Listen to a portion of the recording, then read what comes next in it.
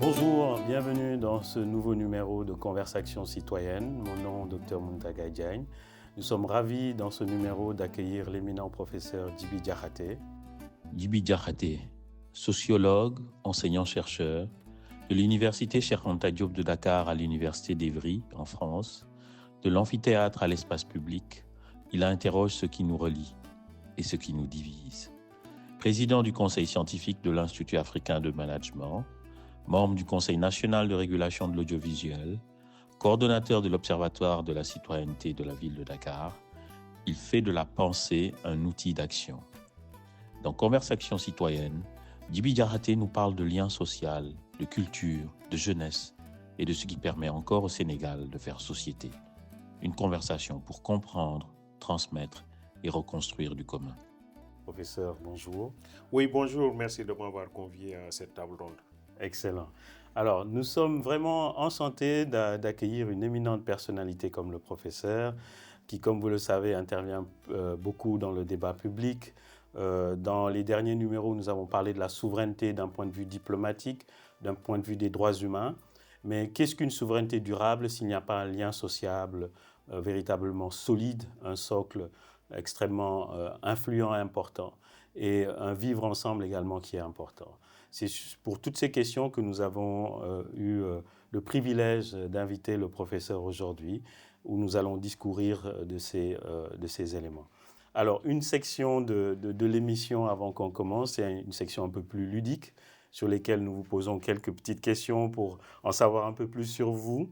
Donc, la première question que nous souhaitons vous poser, c'est quelle région du Sénégal vous inspire le plus profondément et pourquoi? La région de Saint-Louis, parce que j'ai eu à séjourner à Saint-Louis pendant plusieurs années et je me suis fait beaucoup d'amis dans cette localité-là et je me suis rendu compte que nous sommes en présence d'une localité Oui. qui crée une jonction entre la mer et la terre, ainsi que le déclin de notre hymne national. Je me suis dit effectivement que c'est une région de source qui nous met en contact avec d'autres pays, je pense à la Mauritanie. Tout à fait. Et donc de ce point de vue-là, oui, c'est une région qui m'a profondément marqué. Ancienne capitale du Sénégal, creuset culturel, riche en termes économiques, sociaux. Oui, C'est une région vraiment essentielle. Oui, tout à fait. J'ai trouvé évidemment qu'à Saint-Louis, quand on parle de la teranga sénégalaise, je crois que Saint-Louis offre un échantillon qui est un échantillon très important et très représentatif. Absolument. L'ouverture du Saint-Louisien, sa convivialité, sa générosité. Oui. Sa disposition à la communication et au commerce avec autrui. Absolument. Alors je trouve évidemment que Saint-Louis constitue une zone essentielle, pas seulement du Sénégal, mais disons de toute la sous-région, parce que Saint-Louis a été un espace d'intégration pour toute la sous-région. Tout à fait. Et de ce point de vue-là, oui, je crois que Saint-Louis m'a beaucoup inspiré. Et le plat traditionnel, le thiéboudienne. Oui, tout à fait. Le thiéboudienne qui est très présent à Saint-Louis, et une architecture qui renvoie à une lointaine histoire coloniale, précoloniale aussi. Et donc aussi une érudition, parce qu'il faut voir que les premiers érudits que nous avons connus ont séjourné pour l'essentiel à Saint-Louis. Et donc de ce point de vue-là, Saint-Louis a été un terroir d'érudition arabo-islamique d'abord, avant d'être un terroir d'érudition français. Donc on y trouve beaucoup d'érudits, on y trouve beaucoup de savants, beaucoup d'intellectuels qui sont originaires de Saint-Louis, parce que c'est là la tradition saint-louisienne. Absolument. Oui, de ce point de vue-là. Et puis après, on a vu toute la culture sous feu Golbert Diagne, le théâtre, comment il s'est développé. Oui. Je crois effectivement que Saint-Louis, de ce point de vue-là, est très inspirant. C'est une parfaite transition pour la deuxième question, puisque nous savons que vous êtes un écrivain, un romancier également. On aimerait vous savoir, si vous étiez dans une île déserte, quel ouvrage fondamental sénégalais allez-vous emporter avec vous? L'aventure ambiguë de Cheikh Hamidou Kane. Oui, une référence. Bon, parce que je trouve évidemment que si c'est un désert, on est dans une aventure. Oui. Et le désert, c'est un certain nombre de complexes qui se posent à nous, c'est des problèmes qui se posent à nous. Donc, c'est l'ambiguïté du désert. Absolument. Mais je crois que l'aventure ambiguë, c'est un cheminement. c'est un cheminement, c'est une sorte d'itinéraire Oui. d'un jeune Sénégalais qui a parcouru quelque part le monde, hein, Oui. et qui s'est trouvé face à des réalités culturelles qui aujourd'hui marquent notre univers. Tout La à fait. multiculturalité, c'est cela, la civilisation de l'universel, la citoyenneté universelle. Absolument. C'est des choses qui sont en train de se développer. Et quelque part, le débat entre le chevalier et Lacroix dans l'aventure ambiguë se présente ainsi. Nous n'avons pas le même passé, mais nous aurons le même avenir. L'ère des destinées singulières est révolue. Oui. Dans ce cas, nul ne peut plus vivre de la seule préservation de soi. Oui. Mais de nos mûrissements multiples, il naîtra un fils, le seul fils de la terre, l'unique aussi. Donc il y aura un citoyen du monde un jour. Voilà ce que prédisait l'aventure ambiguë. Et je crois que oui, c'est un ouvrage monumental, c'est un ouvrage considérable qui est pour moi un ouvrage de chevet. Vous avez écrit vous-même un ouvrage avec une personne que je chéris beaucoup, Chergueï Ngeureum, dans lequel vous revenez sur la philosophie de Cheikh Ahmadou Bamba. Vous pouvez nous en parler un peu plus? Oui, cet ouvrage-là essaie de mettre en lumière des questions de bonne gouvernance, mais liées à notre propre patrimoine culturel. Donc l'idée, c'est qu'il faut chercher l'avoir, il faut chercher des ressources, mais en restant chevillé à des valeurs éthiques. Absolument. Donc dërëm, c'est l'avoir, c'est les ressources. Ngeureum, c'est les valeurs éthiques. C'est Mame Cheikh Anta Mbacké qui avait développé cette formule-là et qui avait mis sur l'accent sur l'idée qu'il est bon de gagner de l'argent, mais il est meilleur de le faire dans des conditions qui respectent les règles d'éthique. Donc, gagner de l'argent, la procédure, elle doit respecter les règles éthiques. Le stockage des ressources doit respecter les règles éthiques. La consommation et la redistribution de ces ressources-là doivent respecter des règles éthiques. Donc, je crois que pour nous, c'était l'occasion de voir dans quelle mesure on peut trouver dans notre patrimoine culturel et historique des éléments qui nous enjoignent à respecter les principes de bonne gouvernance. De la même manière, aujourd'hui, quand vous allez à Sédhiou, quand vous allez à Oussouye et que vous rencontrez le roi Simbilou Mbaye qui a son balai, vous l'interrogez sur la signification du balai, ce que j'ai eu à faire. J'ai échangé pendant plusieurs heures avec lui.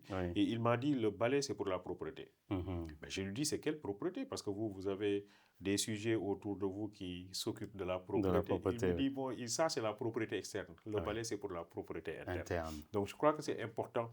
De ce point de vue-là, la propreté interne, c'est aussi cette propension à respecter les règles éthiques lorsqu'on se situe à une certaine échelle de responsabilité dans la communauté. Donc, lorsqu'on a une certaine responsabilité, il faut respecter un certain nombre de règles éthiques dans la gestion. Pas seulement d'ailleurs dans la gestion, mais dans les relations que nous avons avec les autres, au sens large. Alors, quand on dit les autres, c'est les individus, c'est vrai, mais c'est la nature aussi. Notre écosystème de manière générale. Même le rapport avec les arbres, même le rapport avec les animaux, même le rapport avec la terre, on doit respecter un certain nombre de règles éthiques. Parce que dans nos traditions, on considérait qu'on devait entretenir des relations horizontales avec l'écosystème, pas des relations verticales. Je dois respecter la nature. Et Senghor le développe par exemple dans Liberté 1, on retrouve cette philosophie dans la philosophie bantou du révérend Père Placide Tempels, et qui considère que le nègre est quelqu'un qui est respectueux des éléments de l'environnement. Tenez par exemple, en Wolof, c'est le même mot qui signifie l'arbre et le médicament. C'est garab. Donc qui signifie que puisque l'arbre est un médicament, je dois le protéger. Donc la protection de l'environnement fait... Et donc finalement, nous avons même établi des relations de parenté avec les animaux et avec les arbres. Le patronyme du lion, c'est Ndiaye. Oui, c'est Gaïndé Ndiaye.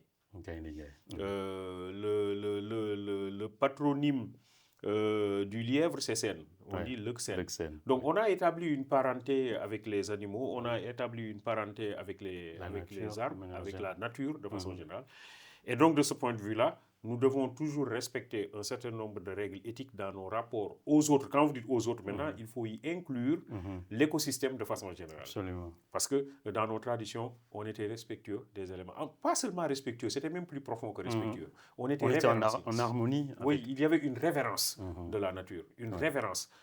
une sacralisation de la nature. Les éléments de la nature étaient considérés comme des éléments sacrés. Seydina Limamou Laye attire notre attention sur le fait qu'à chaque fois qu'un être humain respecte les éléments de la créature, c'est une façon de célébrer le divin.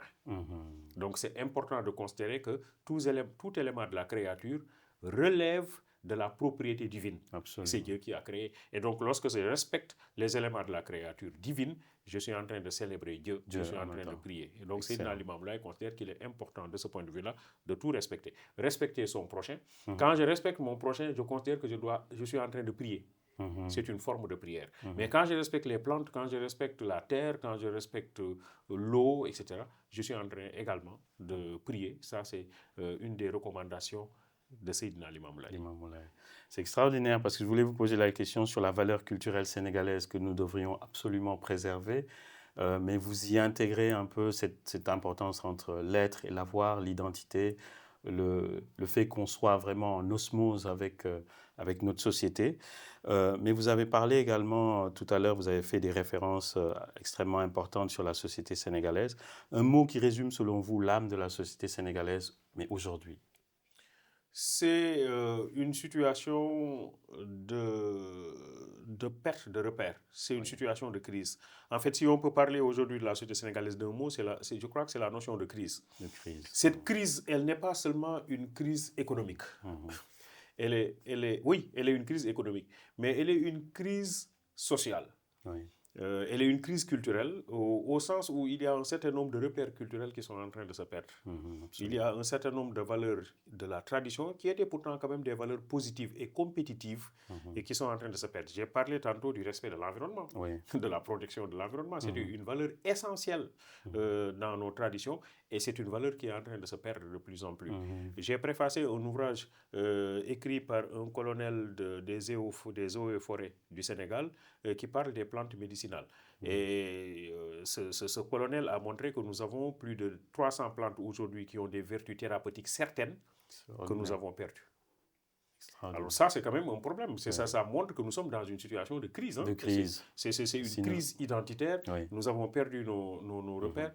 Mais c'est le monde qui se présente comme ça. Le monde se présente comme une toile d'araignée dans laquelle il est absolument difficile de se retrouver quand on n'a pas des repères forts. C'est le World Wide Web, le WWW. Une des caractéristiques du monde, et Marshall McLuhan considère le monde comme un village planétaire. Mais dans ce village-là, il y a ce que Samir Amin appelle le centre et la périphérie. Le centre, ce sont les pays occidentaux, les pays économiquement forts, et la périphérie, c'est nos pays qui sont économiquement faibles. Or, nous sommes dans un monde où ceux qui ont économiquement raison ont aussi culturellement raison. Et ceux qui ont économiquement tort ont aussi culturellement tort. C'est-à-dire qu'aujourd'hui, la faiblesse économique prédispose à une faiblesse culturelle. Parce que vous êtes agressé sur le plan culturel par les autres. Un rapport de force. Un rapport de force, ce qui crée une crise culturelle. Maintenant, nous avons donc une crise morale, parce que là, ça renvoie maintenant à la posture de l'acteur.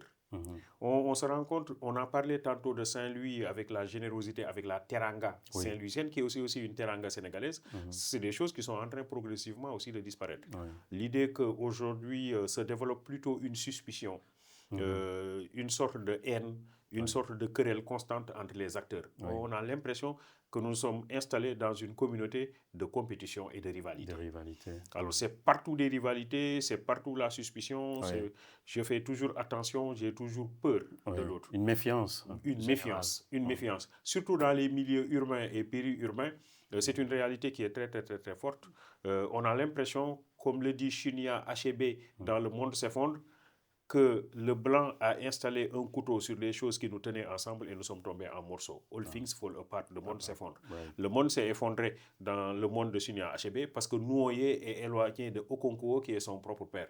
Alors c'est donc une façon de dire effectivement que nous sommes aujourd'hui dans un univers marqué par un univers sénégalais, je veux dire, marqué par la notion de crise. Et maintenant, si vous y ajoutez la crise politique, qui est aussi une réalité. Bien sûr. Parce que simplement, avant, les partis politiques étaient chevillés à des idéologies, à des doctrines, à des principes, à des idéaux que l'on cherchait à développer chez les militants et notamment chez les jeunes militants. On va en parler de toute façon Oui, tout à mais l'heure. aujourd'hui, on se rend compte, évidemment, que les écoles de parti, ça n'existe pratiquement plus. Oui. Le militantisme obéit plutôt à d'autres principes.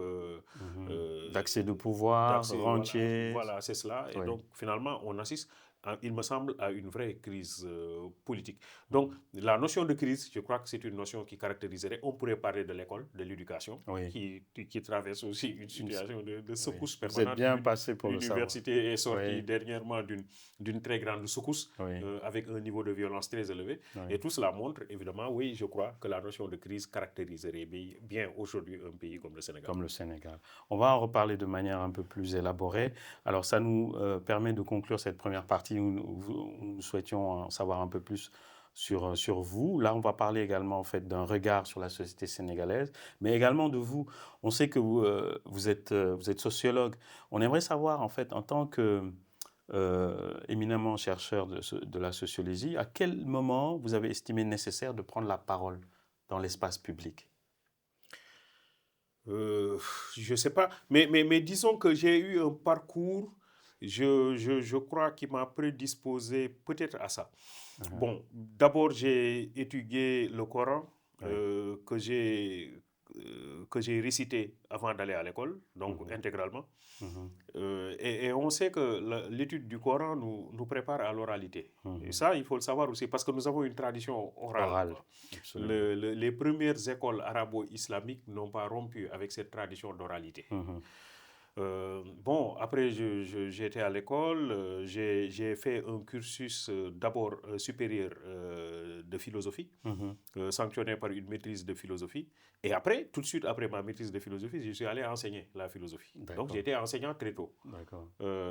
Et c'est après que j'ai poursuivi des études post-universitaires en sociologie avec un doctorat de sociologie.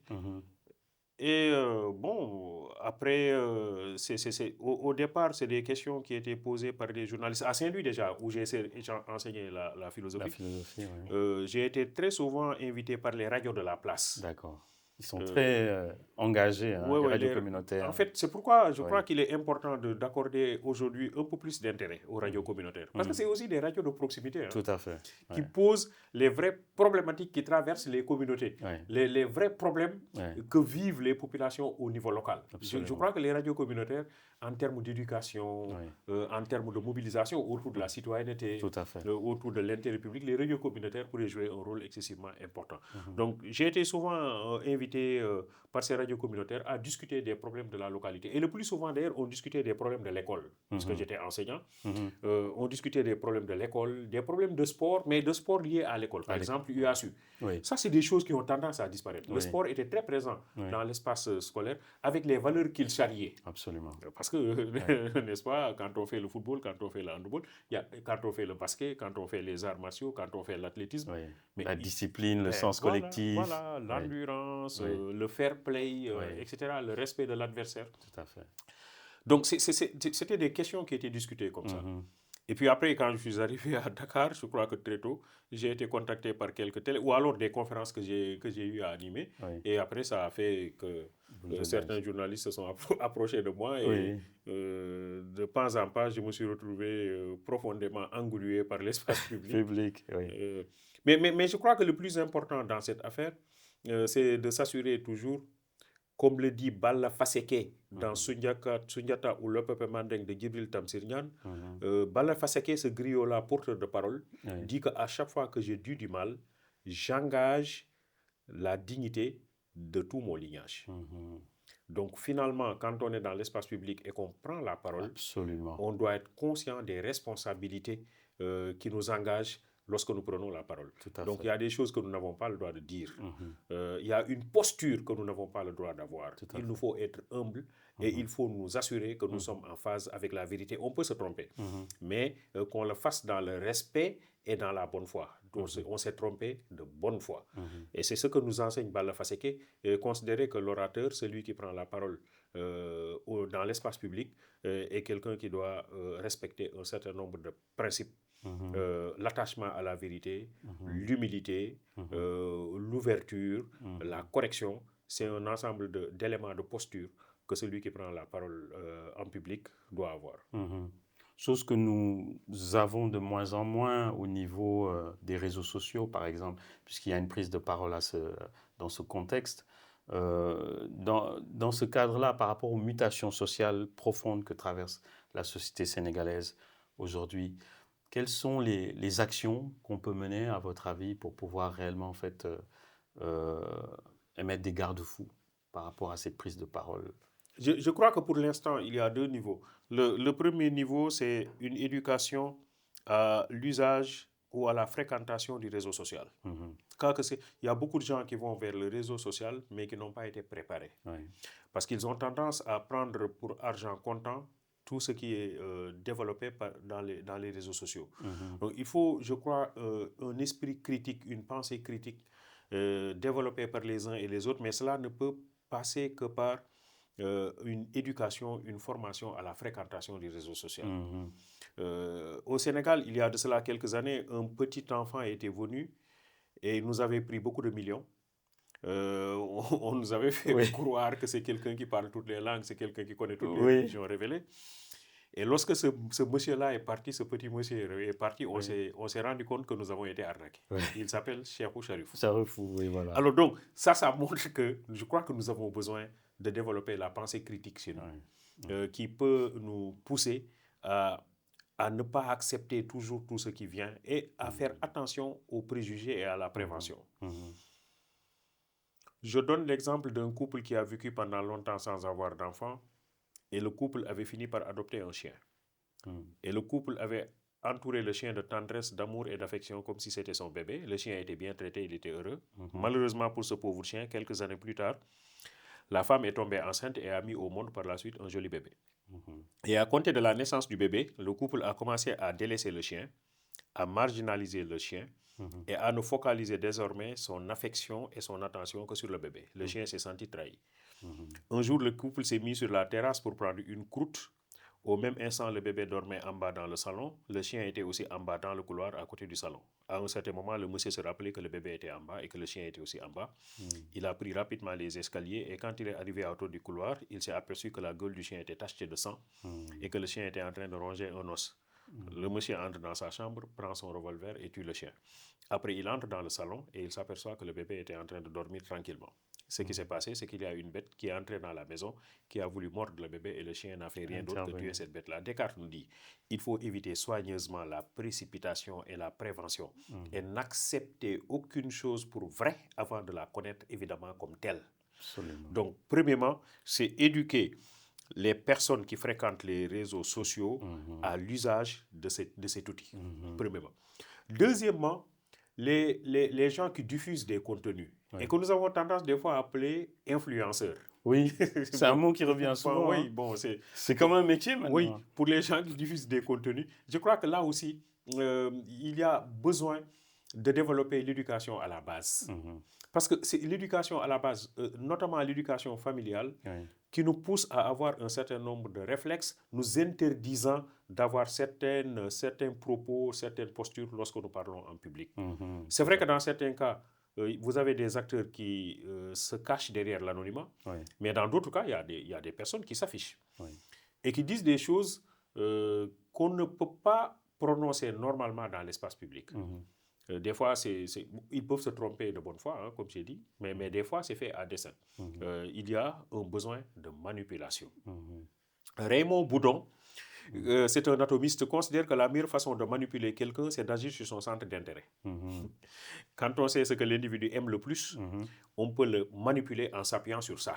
Il aime un téléphone portable, je le manipule à partir du téléphone portable. Il veut un emploi, c'est un jeune, je le manipule en lui proposant de l'emploi. Donc Raymond Boudon dit, nous devons faire attention. Donc il y a l'éducation qu'il faut développer à la base au niveau des familles. Et cette éducation maintenant, elle doit être prolongée par le Dara, par l'atelier ou par l'école. Elle doit être prolongée par la communauté. Mais on se rend compte évidemment qu'à ce niveau-là, nous l'avions dit dès le départ, nous sommes en situation de crise. Regardez ce que l'on appelle aujourd'hui les enfants de la rue. Certains de ces enfants ont grandi. Donc les premières générations aujourd'hui ont la trentaine. Donc c'est de grands gaillards qui sont presque nés et qui ont grandi dans la rue. Qui n'ont aucune affiliation familiale. Quel type de comportement vous attendez de ces personnes, premièrement? Deuxièmement, aujourd'hui, les enfants de la rue pratiquent ce qu'ils appellent le phénomène grec. Alors, quand ils parlent de grec, c'est le fait qu'ils s'accouplent entre eux. Ah oui, l'homosexualité est très développée chez les enfants de la rue. Ils l'appellent le phénomène grec. Approchez-vous de n'importe quel enfant de la rue, dites-lui ce que c'est que le grec, il prend la fuite.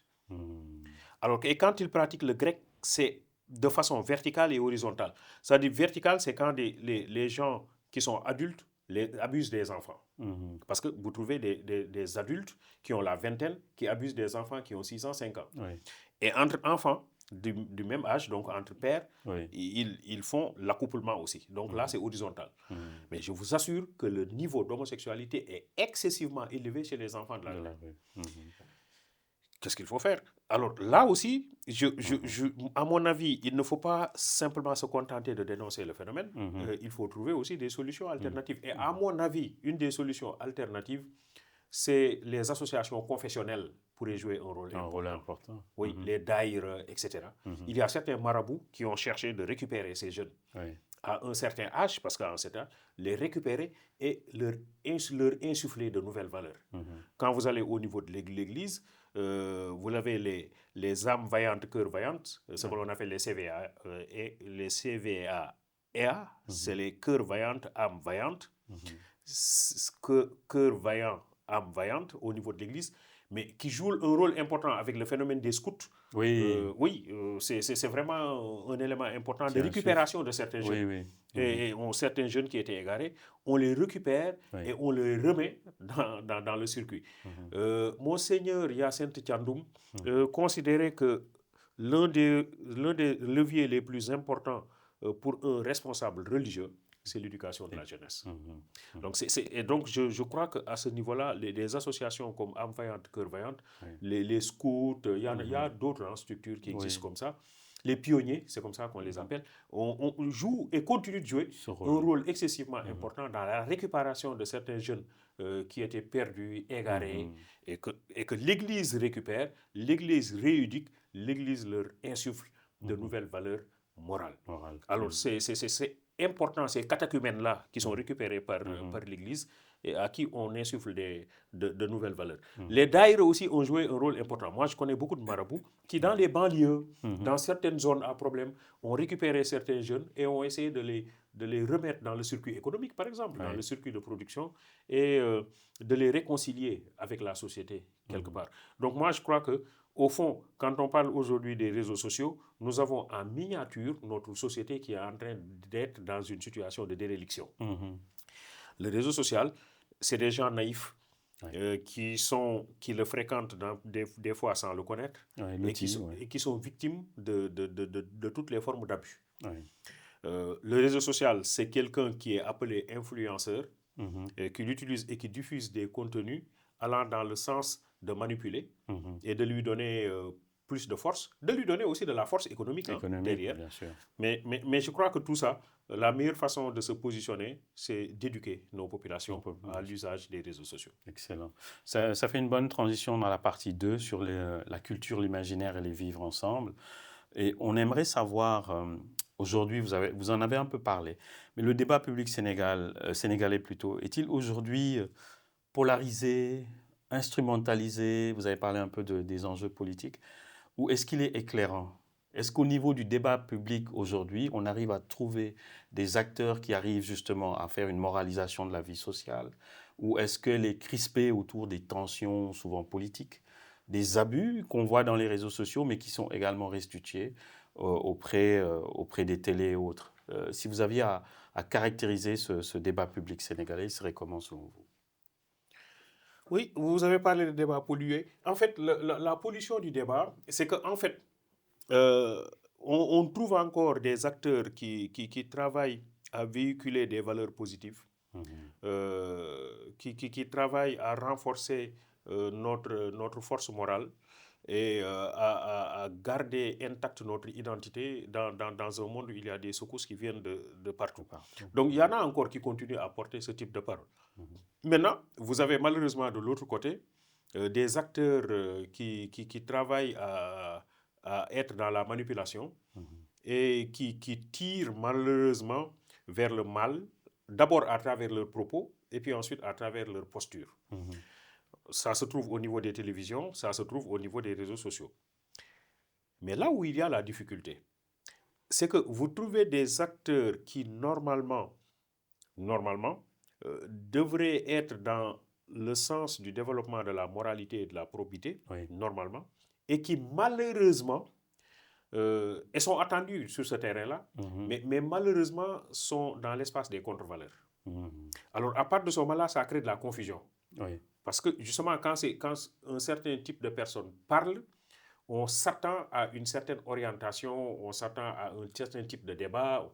Mais malheureusement, cette personne-là peut d'abord dire des choses qui ne vont pas dans le bon sens, Oui. et puis ensuite, il peut le dire mal. Oui. Et ça, malheureusement, ça crée certaines choses. L'exemple que je donne simplement, c'est l'exemple de l'Assemblée. Hein, l'exemple de l'Assemblée. C'est un exemple entre autres. Oui. Alors, au niveau de l'Assemblée, on a vu malheureusement des parlementaires insultés. Oui. On a vu des parlementaires se donner des coups de poing. Oui. Alors, ça, c'est quand même un problème. Parce qu'à ce niveau de responsabilité où on prend la parole au niveau public, Oui. où il y a une diffusion par toutes les télés et par tous les réseaux sociaux, lorsque c'est quelqu'un qui est un parlementaire qui insulte, qui parle d'une certaine manière, je crois qu'il y a un problème. Alors c'est ça que je veux dire. Malheureusement, aujourd'hui, on ne peut pas... C'est ce qui fait qu'il est absolument difficile de faire une sorte de dichotomie entre d'une part ceux qui sont là pour le bien et ceux qui sont là pour le mal. C'est absolument difficile d'être dans le manichéisme. Oui. On a l'impression qu'il y a un croisement entre les deux. Voilà, donc il y a une sorte de croisement. On trouve des gens qui devaient être sur le terrain du bien, on les retrouve sur le terrain du mal. C'est ça aussi qui pose problème. Et quand vous parlez de pollution, il me semble que c'est exactement cela. La pollution ici, c'est la confusion. La confusion des rôles. La confusion des rôles. Et à mon avis, on a besoin encore de mettre l'accent sur la préparation. Je crois que pour les parlementaires, avant de prendre fonction, il y a nécessité de faire des séminaires de préparation. Oui, je crois que c'est important. Hein, parce que dans toutes les fonctions qui sont établies, vous avez des cours de déontologie qui sont donnés. Absolument.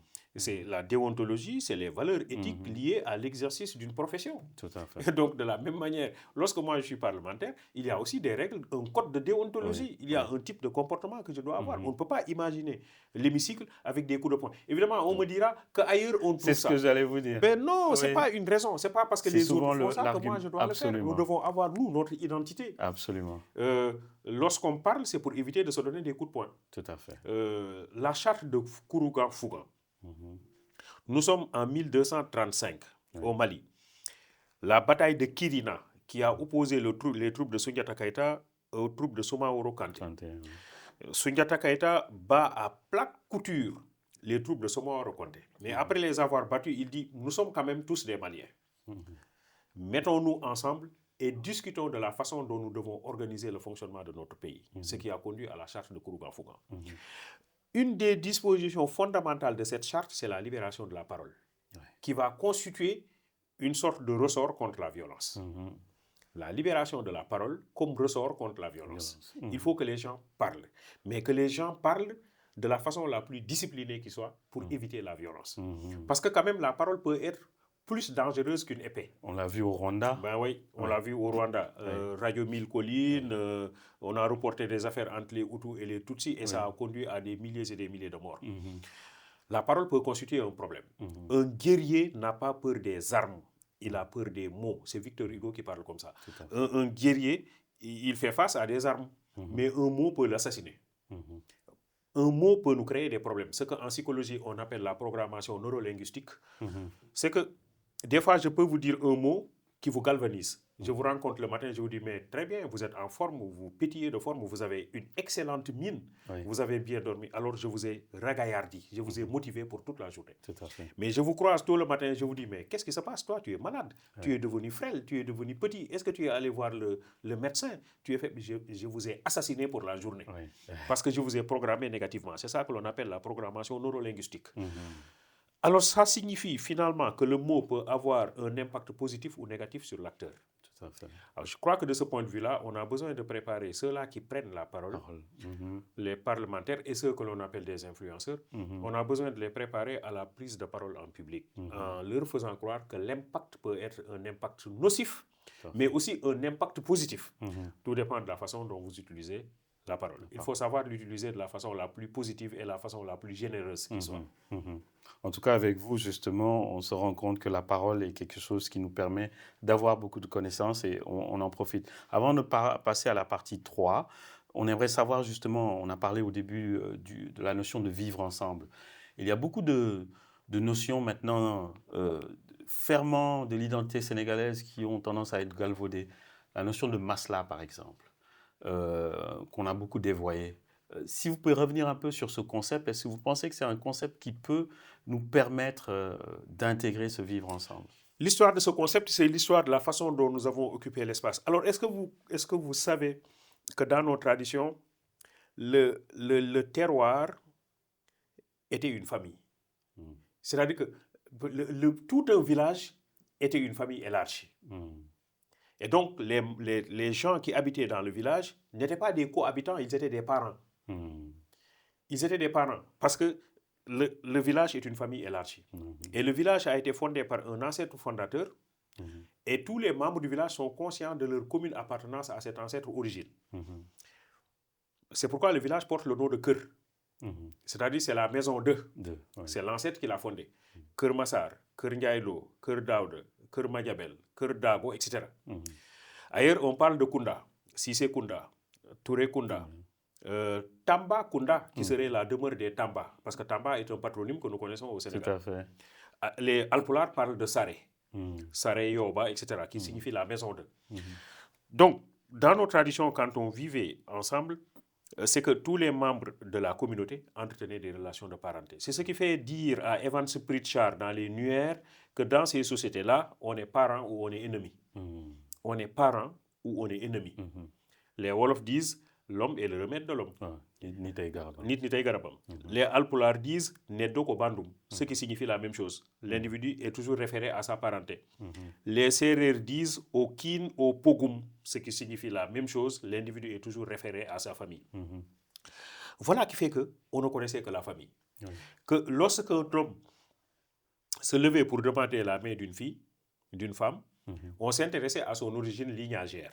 Vous appartenez à quelle famille? La famille, absolument. Et lorsqu'on référait un homme lorsqu'on lui demandait d'aller chercher femme dans une famille donnée, c'est qu'on s'intéressait à la famille et non pas à la femme isolée. Absolument. Donc, l'ensemble l'emportait sur le tout. L'ensemble l'emportait sur la partie. On a l'ensemble et on a la partie. Mais ça, c'est des théories scientifiques aussi. Ceux qui ont fait anthropologie savent avec Claude Lévi-Strauss la théorie du structuralisme, mais qui met l'accent sur le fait que la structure l'emporte sur la partie. C'est-à-dire que c'est la linguistique structurale, par la suite, que l'on a retrouvé chez Ferdinand de Saussure, mais considère qu'un mot n'a de sens que rapporté à une phrase. Absolument. Donc c'est la phrase qui détermine le sens du mot. Le sens du mot, tout à fait. Donc l'ensemble l'emporte sur la partie. La théorie des ensembles de Georges Cantor en mathématiques a montré aussi qu'un nombre n'a de sens que référé à un ensemble. Vous dites à un élève de CM2, 9 moins 10 égale combien? Il vous dit que ce n'est pas possible. Mais parce qu'il travaille avec l'ensemble n des entiers naturels. Dans l'ensemble n des entiers naturels, on ne peut pas admettre de nombre négatif. Ça va de 0 à plus l'infini. Un élève de terminale vous dira que 9 moins 10 c'est égal à moins 1. Mais parce qu'il travaille avec l'ensemble R des réels, l'ensemble R des réels va de moins l'infini à plus l'infini. Donc on peut admettre un nombre négatif. Un élève de terminale L vous dira que moins 1 au carré c'est égal à 1, parce que le produit d'un nombre carré est toujours positif. Par contre, un élève de terminale S1 vous dira que I au carré c'est égal à moins 1. On utilise dans le calcul de la résistance des tenseurs en électricité, I au carré est égal à moins 1. Donc dans l'ensemble C des complexes, on peut accepter que le produit d'un nombre carré soit négatif. Donc l'ensemble l'emporte sur la partie. Voilà la théorie des ensembles en mathématiques développée par Georges Cantor. Donc dans nos sociétés traditionnelles aussi, la famille l'emportait sur la personne. On mettait l'accent sur les liens familiaux. Alors que faire maintenant de l'étranger? Lorsque l'étranger arrive, on l'insère dans la famille à travers ce que Gastelou appelle les mécanismes de correspondance. Traoré signifie Diop. Sissoko signifie Gueye. Diakhaté signifie Ba. Koulibaly signifie Fall. Donc, on établit des mécanismes de correspondance pour intégrer l'étranger dans le groupe. Voilà Qui fait que dans ces sociétés, l'individu est toujours intégré. Ouais. Maintenant, quand c'est un étranger qui est intégré, il faut développer un mécanisme qui permet de lui montrer qu'il n'est pas différent des autres et qu'il doit se considérer comme un membre à part entière de la communauté. C'est ça le masla. Donc le masla s'installe dans une dynamique d'intégrer l'individu dans une communauté. Il est étranger, mais on ne doit pas lui faire ressentir le fait... Voilà. Donc il doit se sentir totalement concerné. Ce que l'on a appelé le khakhar s'installe dans la dynamique du masla. Le khakhar, c'est que quand la fille est mariée et qu'elle doit rejoindre la demeure conjugale, elle est accueillie par des insultes. Ouais, c'est ça le khakhar. Donc, il y a une fête qui est organisée, les dames, les sœurs de son mari, etc., organisent une cérémonie. L'insulte disent des choses qui sont déplacées. C'est ce que nous appelons les inversions sociales. Mais les inversions sociales sont limitées dans le temps et dans l'espace. D'accord.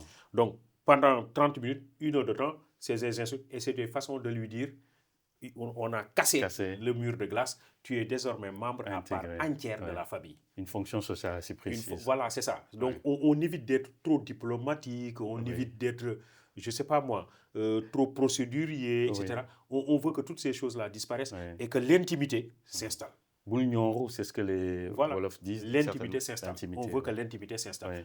Donc, voilà qui fait qu'on faisait le masla. C'est ça le sens du masla. C'était créer cette intimité, c'était faire que l'individu soit libéré de toute forme de pesanteur qui lui font savoir qu'il est un étranger, mais qu'il s'intègre dans le groupe. Alors, malheureusement, on a parlé de crise. Malheureusement, la crise a fait qu'on a donné au masla une toute autre signification. Absolument. C'est-à-dire, on fait le masla parce que je veux utiliser l'autre pour régler mes propres problèmes. Ce que Michel Crozier appelle le jeu des acteurs. Le jeu des acteurs, c'est le jeu des alliances. Je m'allie à quelqu'un pour régler mes propres problèmes. Pas parce que je veux être gentil, parce que je veux être ouvert, pas parce que je veux l'intégrer dans mon espace, mais parce que je veux l'utiliser. Je veux me servir de lui pour régler mes problèmes. Dans l'entreprise, ce phénomène est très souvent connu. C'est ce que Michel Crozier appelle le jeu des acteurs. Parce que dans l'entreprise, vous avez des acteurs qui nouent des alliances, soit pour connaître un certain avancement, soit pour accéder à des privilèges, etc. Mais je noue des alliances stratégiques. Je ne noue pas des alliances avec n'importe qui. Je choisis dans l'écosystème les personnes qui peuvent m'être utiles. Alors, à part de ce moment-là, on parle de masla négatif. Mais le masla positif, connu par nos traditions, c'était pour intégrer l'individu dans un espace où il est considéré initialement comme un étranger. Faire en sorte qu'il ne soit plus un étranger, mais qu'il se considère comme membre à part entière de la communauté, parce que c'est à ce titre et à ce titre seulement qu'il peut être considéré comme un individu qui existe. Pour exister, il faut établir des relations avec les autres.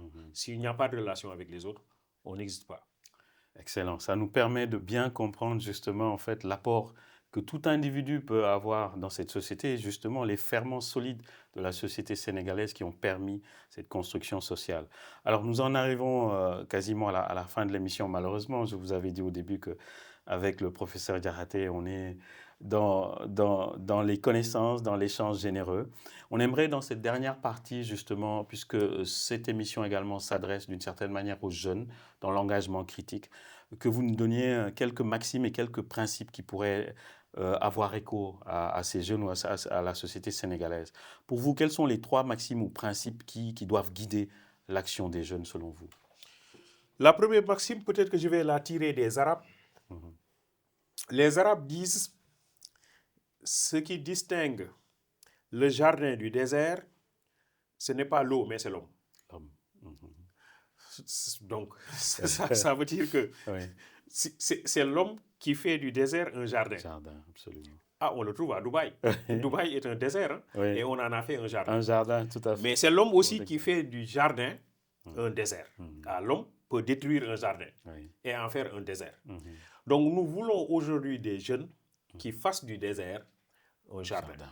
C'est donc des jeunes qui travaillent, qui développent le culte du travail.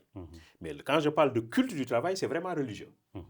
Dans la Bible, dans le chapitre 2 de la Genèse, nous sommes dans l'Ancien Testament, Adam et Ève, ils étaient dans un jardin et Dieu leur avait interdit de toucher à un fruit.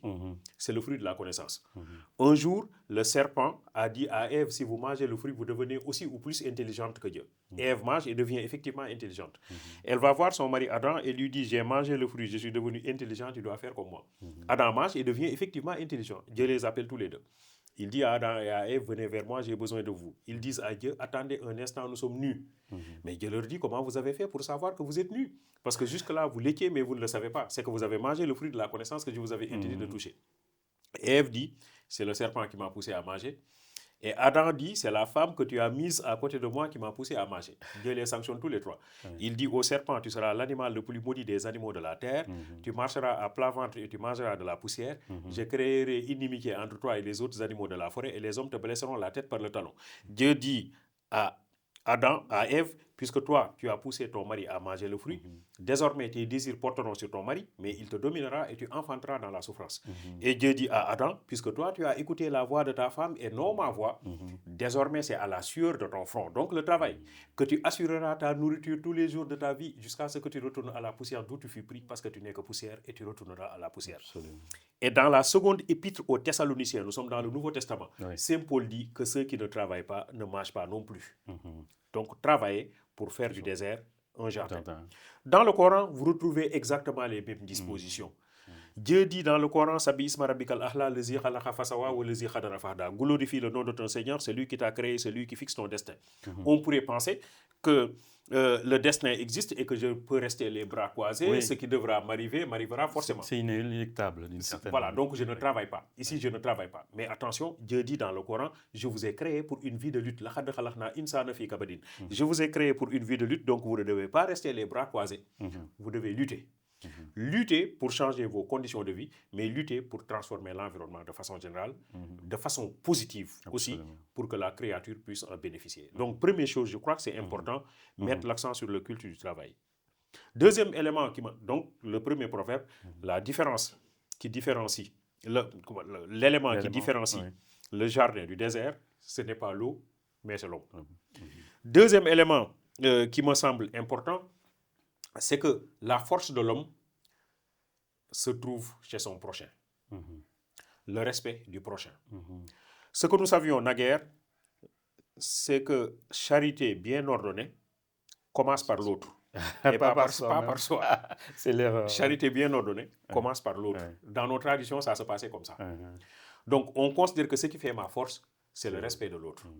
Tant que je respecte l'autre, je me renforce. Si je ne respecte pas l'autre, je me déforce.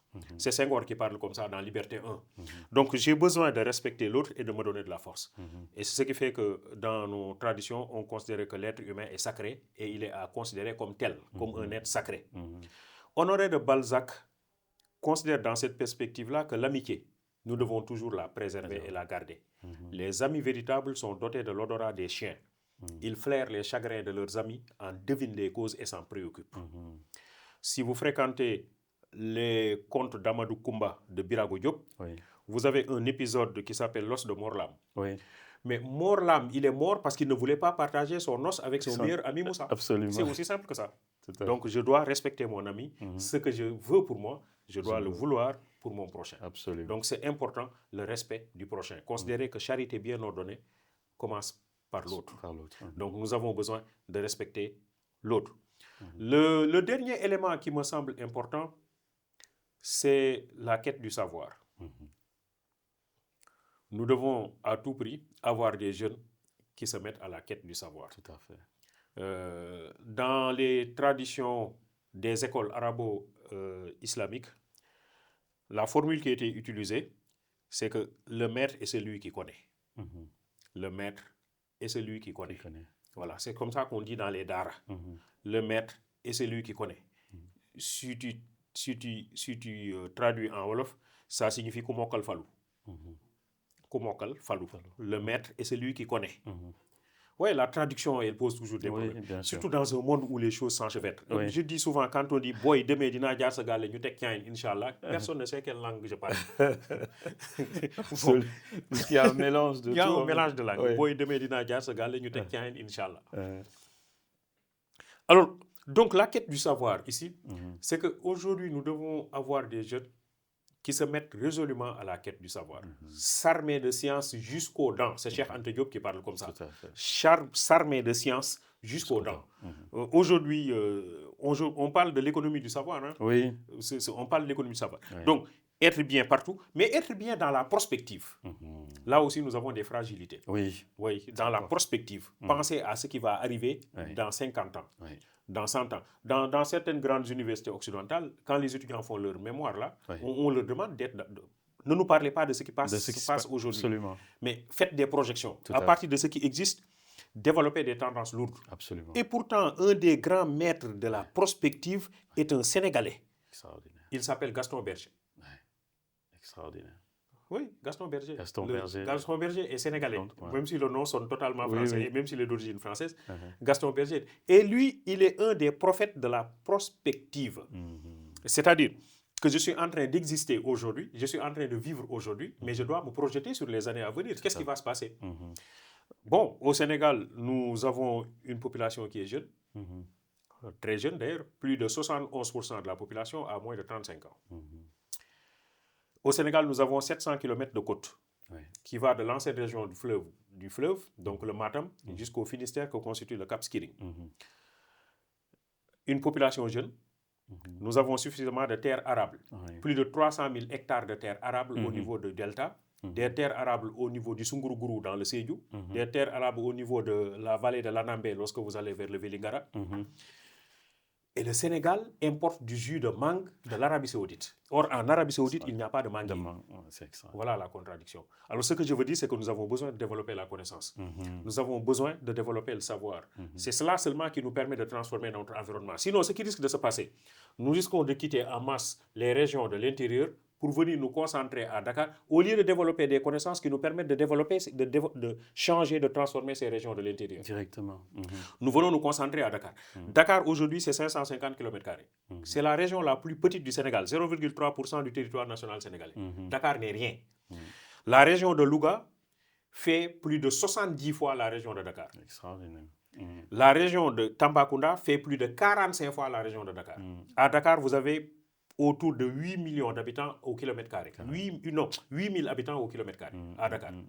À Tamba, vous avez moins de 15 habitants au kilomètre carré. La région de Dakar est aujourd'hui plus peuplée que le Gabon tout entier. Or, le Gabon est plus vaste que le Sénégal. Le Gabon fait plus de 260 000 km². Le Sénégal ne fait même pas 197 000 km². Vous avez plus de 4 millions d'habitants à Dakar. Le Gabon ne fait pas 3 millions d'habitants. Il y a un problème. C'est-à-dire qu'il faut que les gens restent dans leur localité. Mais pour qu'ils restent dans leur localité, il faut qu'ils développent des connaissances qui leur permettent de dire, mais tiens, dans ma localité, il y a des opportunités. Et donc, je vais utiliser ces connaissances-là pour transformer les opportunités qui sont dans ma localité. Absolument. Je dois faire un travail sous peu sur la question de l'emploi à Touba, qui a été commandité. Ce travail est commandité par la cellule qui organise le Magal de Touba. Excellent.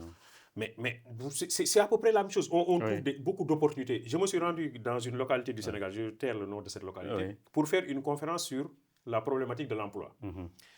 Mais pour arriver dans cette localité, il faut traverser le fleuve. Donc, il y a un ferry, il y a un bac qui traverse. Alors, je suis arrivé au niveau du quai. Il faut attendre que le ferry revienne. Et il faut attendre des fois 30 minutes à 1 heure de temps. Et il y avait beaucoup de monde qui attendait. Il y avait des gens qui voulaient boire du café, d'autres qui voulaient boire du thé, d'autres qui voulaient boire de l'eau, mais il n'y avait aucun service. Alors on a traversé, on est allé de l'autre côté. Alors j'ai fait ma conférence et j'ai dit aux jeunes, moi j'ai quitté le quai là, mais je crois que si quelqu'un met là-bas un service proposant du thé, du café, etc., je crois que ça pourrait marcher. Mais les jeunes m'ont dit, mais monsieur, on vous a invité pour nous parler d'emploi, mais pas de vente de thé et de café. Nous n'allons pas faire ça. Un an après, je suis revenu dans la même localité. J'ai trouvé un Européen qui a installé une terrasse au niveau du quai, qui emploie ces jeunes. Extraordinaire. Et ces jeunes vendent du thé et du café. Alors j'en ai reconnu quelques-uns, je lui ai dit, mais toi, qu'est-ce que tu es en train de faire? Ils m'ont dit, nous ne sommes pas vendeurs, nous sommes agents de table. Parce qu'on leur a fait croire que vous êtes agent de table. Alors, il faut lutter contre ces formes de complexes. Emancipate yourselves from mental slavery. Nobody but ourselves can free our mind. C'est Bob Marley qui parle comme ça. Emancipate yourselves from mental slavery. Nobody but ourselves can free our mind. Donc, nous avons développé cette force mentale qui nous permet d'être nous-mêmes et d'être fiers de notre identité. C'est excellent. En fait, on va poser une dernière question en Wolof pour permettre également à nos auditeurs justement d'avoir une bonne compréhension. Soo ñu ko doon tënkal rek ci lu gàtt ban jàngat sur le xale yi askan bi mun a xam vraiment ci vivre ensemble soo ñu ko doon tënkal li nga wax li yëpp. waaw vivre ensemble donc nekk mbokk moom mooy jàpp ne dëkk bi yëpp ay mbokk lañu xam nga Sénégal dañuy wax ne benn bopp la kenn mënu koo xar ñaar alors bu ñu ko waxee mooy kon dañoo war a jàppante jàpp ni ñëpp ay mbokk lañu boo ko dee xool mag ñi dañu defoon kal ak gàmmu kal entre ay sant la maanaam Jóob day kalanteeg Njaay Jaxate laa sant man damay kalanteeg Silla damay kalanteeg Jàllo damay kalanteeg Loo damay kalanteeg Mbay damay kalanteeg Mbuup ak yu demee noonu donc kal ci diggante ay sant la nga xam ne ñoom jàmm rek la ñu mën a séq gàmmu nag diggante waaso la maanaam tukulóor gàmmu joola gàmmu séeréer la séeréer gàmmu joolaa la joolaa gàmmu séeréer la waa xoolal ni ko mag ñi defee woon xam nga tukulóor yi ñi ngi nekk ci nord du Sénégal joolaa yi ñi ngi nekk sud du Sénégal séeréer yi ñu nekk ci digg bi donc ñoom ñoo nekk diggante tukulóor yi ak joolaa yi moo tax séeréer di kalanteeg ñoom ñaar ñëpp donc séeréer day kalanteeg tukulóor di kalanteeg joolaa yi tamit nga xam ni depuis presque les années 80 gouverneur ak préfet bu ñuy yóbbu Casamance yëpp au sens large na nekk Kolda na nekk Sédhiou na nekk Ziguinchor gouverneur wala préfet bu ñu fa yóbbu séeréer lay doon parce que seen mbokk la moo tax benn jamono bi mu amee xëccoo université entre étudiants yi nekk Ndefleng ay séeréer ak Kekendo ay joola ñu am xëccoo jàppante dañ ma woo ni ma teg leen nga waxtaan ak ñoom bi ma tegee waxtaan ak ñoom ci kal ageen ak jàmboñ lu indi loolu bi ma paree waxtaan bi ñoom dañ doon wéccoo ay yére daal ni lii dootuñu dalati mais nag ñun am nañu responsabilité parce que ñun ñoo xamalul xale yi aussi dëgg la c'est ça le problème aussi donc il faut ñu xamal xale yi ba ñu xam seen histoire xam seen aada xam seen cosaan xam fi nga xam ni fa la ñu war a teg seen tànk alors je crois que loolu bu ñu ko xamee dinañu jàpp ne réew mi ñoom ñoo ko war a defar surtout ndaw yi waaw ndaw yi parce que chance la ñu am réew bu fekkee ne ñi fa ëpp ay ndaw lañu loolu chance la mais xam nga àdduna bi ni mu bindoo léegi dañuy wax guerre économique maanaam man bu ma dee jëflanteeg yow ci mbirum koom damay jàpp ni damay guerre ak yow te ñun dañuy jëflanteeg koom ak tubaab yi donc ñoom dañuy jàpp ni dañuy guerre ak ñun léegi mais kii guerre ak yow day xool fi nga xam ni fa la sa doole ne mu jëm koo néewal boo demee France am na fa école de guerre économique boo demee Paris am na école de guerre économique ña fay génn ña ngi leen di jox diplôme boo xam ni guerrier économique la léegi ñoom bu fekkee dañuy guerre ak ñun dañuy xool ñun suñu force fan la suñu doole fan la mais suñu doole ndaw yi la 71% de la population ay ndaw la ñu amuñu fanweeri at ak juróom donc ay ndaw moo mën a bay ndaw moo mën a liggéey quoi donc ñun suñu force ndaw la mais léegi naka laay def ba doole ndaw yooyu ma wàññi ko xam nga nan la ñuy def drogue bu bëri la ñuy yónnee ndaw yi muy surtout ay drogue de synthèse ay couche ay ecstasy ay volet la ñuy yónnee suñu ndaw yi nga xam ne bu ñu drogué dootuñu talati liggéey